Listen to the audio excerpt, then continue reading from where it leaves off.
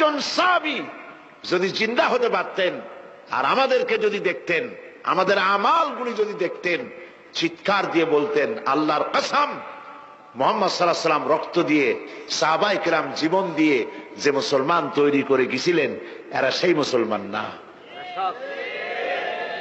আমাদের ইসলাম শুধু মসজিদের মধ্যে, আমরা যে মুসলমান তার পরিচয় শুধু মসজিদের মধ্যে।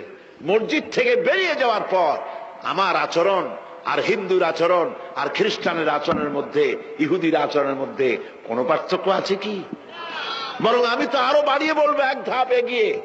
এই পৃথিবীতে যদি চ্যালেঞ্জ হয়, কম্পিটিশন হয়, পৃথিবীতে সব থেকে বেশি মিথ্যে কথা কারা বলে?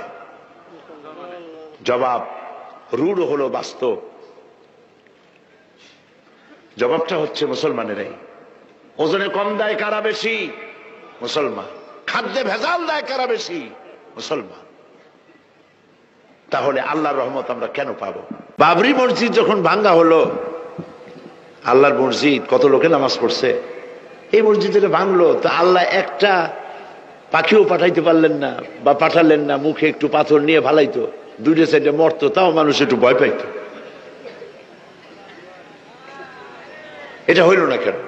আমি তাহলে বললাম, দেখেন, বাবরি মসজিদের গুরুত্ব বেশি না মসজিদে আকসার গুরুত্ব বেশি, বাইতুল মুকাদ্দাসের গুরুত্ব বেশি? কোনটার বেশি? সে বললো বাইতুল মুকাদ্দাস, এটা কিবলা উলা, এটারই তো গুরুত্ব বেশি। তাই আমি বললাম, এইটা যখন ইহুদিরা দখল করলো, তো আল্লাহ কি কোনো পাখিরে তয়রান আবাবিল পাঠাই দিয়েছিলেন নাকি? মুখে পাথর টাথর নিয়ে নিক্ষেপ করে পাঠাইছে? না, তা তো পাঠায়নি। তাহলে আপনি চিন্তা করতেছেন কেন? মূল বিষয় তো চিন্তা করেন নাই। কয় যে মূল বিষয়টা কি? বললাম, মূল বিষয় হচ্ছে এই যে কাবা শরীফকে ভাঙ্গার জন্য যখন আবরাহা আসছিল, তখন আব্দুল মুত্তালিব নবী করিম সাল্লাল্লাহু আলাইহি ওয়াসাল্লামের কি হয়? দাদা। উনি দেখা করতে চাইলেন আবরাহার সাথে। আবরাহা পারমিশন দিলেন, তিনি ঢুকলেন, তাকে বসতে সম্মানের জায়গা দেওয়া হলো। কুরাইশদের নেতা তিনি। আবরাহা বললেন, বলেন আপনি কি বলবেন? আব্দুল মুত্তালিব বললেন, আমি জানতে পেরেছি যে তোমার সৈন্যরা আমার জনগণের এবং আমার উট, দুম্বা, ভেড়া সমানে দখল করতেছে, জবাই করতেছে আর পাইকারি ধরে খাইতেছে।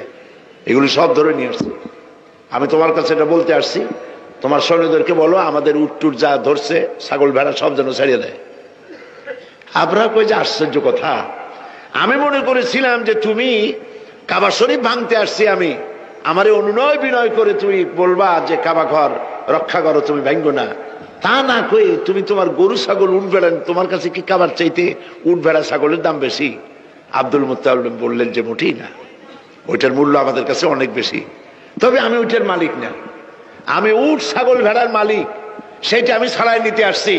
আর ঘরটা যার, আমি ওই ঘর ধরে বলে আসছি, হে ঘরের মালিক, তুমি তোমার ঘর থেকে ঘরকে ঠেকাও। আল্লাহ পাক তখন ঘর ঠেকাই দিছিলেন, কারণ এই ঘর ঠেকাবার মতো কোনো লোক তখন ছিল না।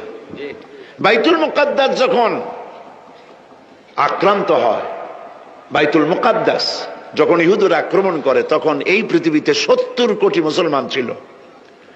যেই পৃথিবীতে 70 কোটি মুসলমান বাস করে, সেই মুসলমানেরা যদি তাদের কেবলায় উলা ইহুদিরা দখল করে নেয়, তা ঠেকাবার দায় দায়িত্ব তাদের মধ্যে, সেন্স অফ প্রেস্টিজ যদি ইস্যু না হয়, সর্দি গর্মি না হয়, এটা ঠেকাবার দায়িত্ব আল্লাহর নাই।